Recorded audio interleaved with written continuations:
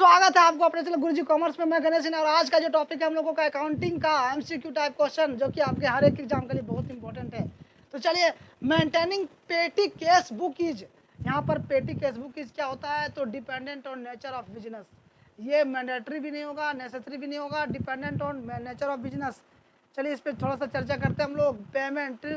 Payments in case और small amount like travelling, postage, refreshment etcetera और petty cash expenses. देखिए पेटी cash expenses में क्या क्या आता है? तो आपका ट्रैवलिंग एक्सपेंसेज आ रहा है, ट्रैवलिंग, पोस्टेज, रिफ्रेशमेंट एक्सेट्रा और petty cash expenses. In big organization it is not possible to maintain petty expenses for main cashier. In a small organization, the number of petty expenses is less. So, maintaining petty cash book is dependent on nature of business. समझ में आया आपको? तो ये nature of business पे depend करता है कि वो बिजनेस स्मॉल पे है या तो बड़ा है। ठीक है, चलिए 80 क्वेश्चन आपका यहाँ पे दिया हुआ। Purchase book records, purchase book में क्या रिकॉर्ड होता है? तो credit purchase of goods details in by the firm, है ना, डील्स इन द फर्म, यानी कि ऑप्शन नंबर सी होगा। पर ऑल परचेज नहीं, यानी कि ऑल परचेज का मतलब क्या होता है? कैश और क्रेडिट दोनों, ये भी नहीं होगा। और यहाँ पर बोला ओनली फिक्स्ड एसेट्स, नहीं, ऐसा कुछ नहीं है। मतलब गुड्स मतलब फिक्स्ड करेंट जो भी होगा सभी को, समझ में आया? तो कैश का काम नहीं होगा, कैश से मतलब नहीं है, ओनली क्रेडिट पर बात होती है, हम लोग करते हैं यहाँ पे परचेज बुक में। तो क्रेडिट, जहाँ कैश दिख रहा है उसको हटा दीजिए आप। देखिए देखेंगे यहाँ पे credit purchase of goods deals in by the firm. Purchase book is meant for recording the purchase of goods on credit only, because cash purchase are recorded in the cash book. Okay, समझ में आया? Next question देखिए यहाँ पर, sales book is prepared. Sales book हम लोग कब prepare करते हैं? तो on the basis of copies of invoice. यहाँ पे देखिए on the basis of copies of invoice, है ना, on the basis of cash book नहीं, यहाँ पे इनवॉइस होगा आपका, ऑप्शन नंबर बी में होगा। In the sales book, only credit sales of goods are recorded. Sales book is prepared on the basis of copies of invoice sent to the customer. समझ में आया? चलिए ये राइट आंसर आपका। Next question, expenses paid in cash and recorded as assets before they are used to are called, यहाँ पे होगा prepaid expenses, है ना। एक्सपेंसेज मैंने पेड कर दिया है, ओके, मतलब उसको यूज के पहले पेड कर दिया, उसको बोलते प्रीपेड एक्सपेंसेज। प्रीपेड एक्सपेंसेज ये बैलेंस शीट के किधर साइड में लिखते हैं बताइए आप कमेंट करके। तो ये बैलेंस शीट के हम लोग एसेट साइड में लिखते हैं प्रीपेड एक्सपेंसेज को। Prepaid expenses, expenses paid in cash and recorded as assets before they are used are called prepaid expenses. Those expenses which have been paid in advance and whose benefit will be available in future are called prepaid expenses, है ना। आपको समझ में आ गया? जो मैंने पहले paid कर चुका है, इसका मैंने, इसका जो मजा है ना, मतलब इसका यूज हम फ्यूचर में करेंगे ना, तो इसको हम लोग बोलते हैं प्रीपेड एक्सपेंसेस। एग्जांपल में क्या आता है? Insurance premium, rent etcetera paid in advance. Insurance premium भी हम एडवांस पेड कर देते हैं, रेंट भी हम एडवांस में पेड कर देते हैं, तो ये हमारा प्रीपेड एक्सपेंसेस आ जाता है। नेक्स्ट क्वेश्चन देखिए 83 आपका स्क्रीन के सामने। In which book does the cash sales will recorded. तो कैश सेल्स मतलब नकद बात हो रहा है विक्रय पे, तो परचेज बुक नहीं होगा, जनरल बुक भी नहीं, सेल्स बुक भी नहीं, है ना। यहाँ पे होगा cash book. In sales book only credit sales are recorded. Cash book जो होता है ना, सेल्स बुक ओनली, है ना। If in sales book only credit sales are recorded. Sales book में हम लोग ओनली क्रेडिट सेल्स को रिकॉर्ड करते हैं, लेकिन cash sales will recorded in cash book because all cash receipts are recorded in cash book on credit side, है ना। समझ में आया? हम लोग क्रेडिट साइड में हम लोग इसको रिसिप्ट को लिखते हैं, समझ में आया? चलिए 84 क्वेश्चन आपके स्क्रीन के सामने है यहाँ पे। Which are the following transaction would have no impact on owners capital. बताइए कौन से ट्रांजैक्शन होगा जो कि ओनर्स का कैपिटल पे कोई भी तरह का इम्पैक्ट नहीं पड़ेगा, इसका इम्पैक्ट नहीं पड़ेगा, आपको ये बताना है। बताइए। तो purchase of land from the proceeds of bank loan. यदि वो बैंक लोन से आप लेते हैं कोई भी संपत्ति, तब आपका कैपिटल से कोई इफेक्ट नहीं करेगा, बैंक लोन में आपको पेड करना है। लेकिन विथड्रॉल फॉर प्रॉफिट तो ये हो जाएगा नेट लॉस। तो यहाँ पर ऑप्शन नंबर ए होगा, purchase land from the proceeds of bank loan, ये आपका राइट आंसर है। देखिए यहाँ पे withdrawal of profit is a drawing and drawing is a reduce from the owners capital. Withdrawal from profit क्या है, drawing है। ड्रॉइंग क्या होता है, ऑनर्स कैपिटल पे रिड्यूस किया जाता है। Net loss reduce the capital, net loss जो है ना वो कैपिटल से रिड्यूस होता है। Cash brought by the honours additional capital increase the honours capital, thus this three transaction would have impact on owner's capital. On taking a bank loan, the following entry will be passed: cash account debit to bank loan account. On purchase of land, the following entry will passed: land account debit to cash account. समझ में आया ना? On considering this entry will found that purchase of land from the proceeds of, यहाँ पे देखिए proceeds of bank loan would have no impact on owners capital. I hope ये clear है। next question देखिए यहाँ पे, which of the following accounts will be credited when the goods are purchased for cash। यहाँ पे देखिए कौन से अकाउंट्स क्रेडिट किया जाएगा जब गुड्स परचेज किया जा रहा है कैश में। तो आपको पता है जब गुड्स परचेज करेंगे कैश में तो मेरा क्या जा रहा है, तो कैश जा रहा है, ठीक है। तो परचेज अकाउंट डेबिट होता है, इसका एंट्री ना purchase account debit to cash account. तो क्रेडिट क्या कर रहे हैं आप, तो क्रेडिट कर रहे हैं केस को, है ना। तो ऑप्शन नंबर यहाँ पर बी आ जाएगा। समझ में आया, बी आ जाएगा आपका ऑप्शन नंबर। यहाँ पे देखिए मैंने इसका एंट्री यहाँ पर भी मैंने लिखा है, when the goods are purchase for cash the following entry will be passed: purchase account debit to cash account, so cash account will be credited. समझ में आया, इसलिए यहाँ पर क्रेडिट अकाउंट क्या हुआ, क्रेडिट हुआ। Which of the following would not be regardless as an assets। यहाँ पे देखिए a piece of equipment owned by a business, a sum of money owned by the business, an inventory of goods that is yet to be sold, a building that has been taken on rent by the business for its use। तो यहाँ पे right answer होगा a building, है ना। इसका जो right answer होगा a building that has been taken taken on rent by the business for its use। A piece of equipment owned by a business is treated as a fixed assets. A sum of money owned by the business is treated as a current assets. An inventory of goods that is yet to be sold is treated as closing stock, which is an assets. A building that has been taken on rent by the business for its use would not be regarded as an assets because company have no ownership of the building। I hope clear।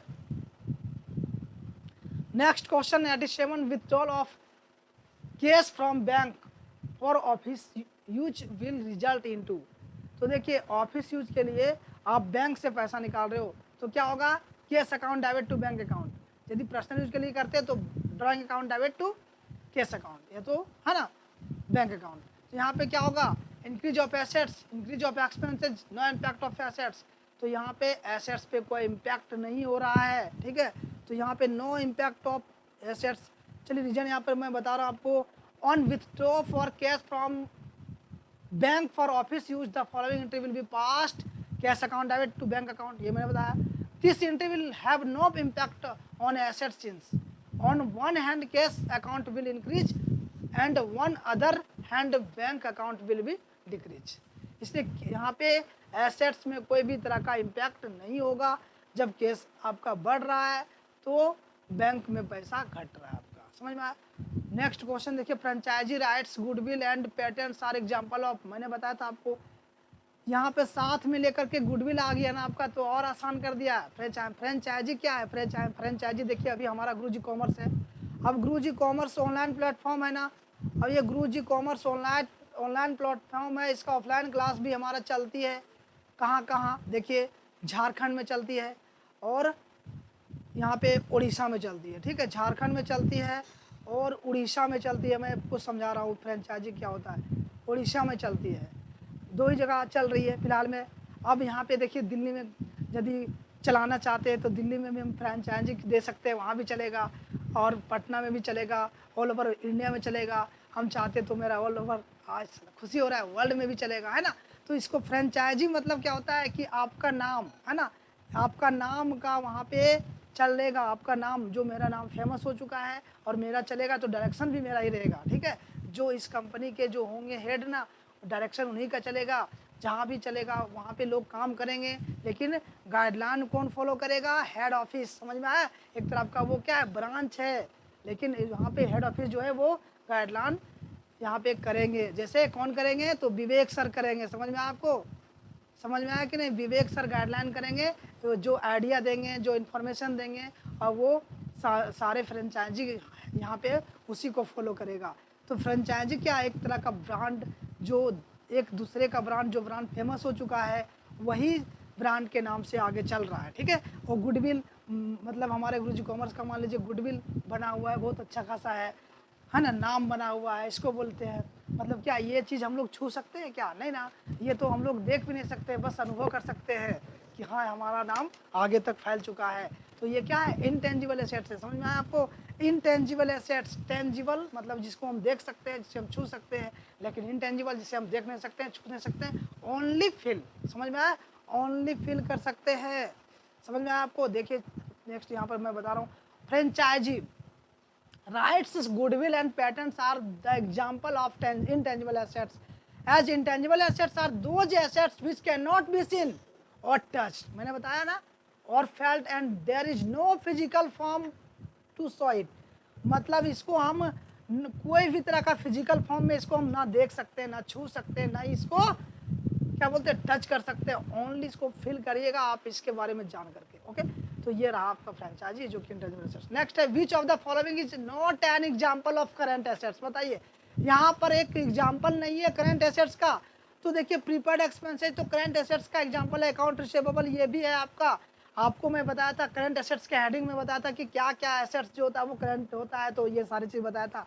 Short term securities है ना, short term securities जो होता है ना वो आपका current assets का example नहीं है। बाकी बात अर्न इनकम ये सारे एग्जांपल है।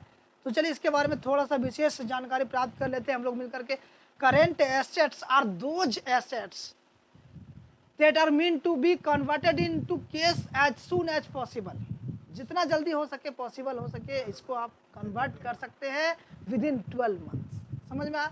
Example, stock of goods, prepaid expenses, account receivable, earn income.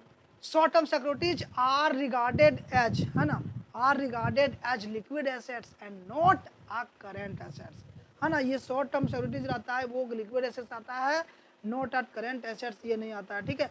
तो मैं आपको बता दूं ये टॉपिक आपका शॉर्ट टर्म सिक्योरिटीज़ के बारे में आप जान गए, इसलिए ये सब चीज़ आप नोट्स कर लीजिएगा। इसलिए मैं आपको स्क्रीन पे दिखा रहा हूँ, ये सब बहुत इंपॉर्टेंट है, क्योंकि यहाँ पर देखिए उसमें आप बहुत सारे सीख जाएंगे कि ये होता क्या है। समझ में आया? हमारा टीम जो है आप लोगों के प्रति बहुत मेहनत कर रही है, इस मेहनत का फ़ायदा आप उठाएँ और अपना भविष्य को उज्जवल भविष्य बनाएं, ठीक है।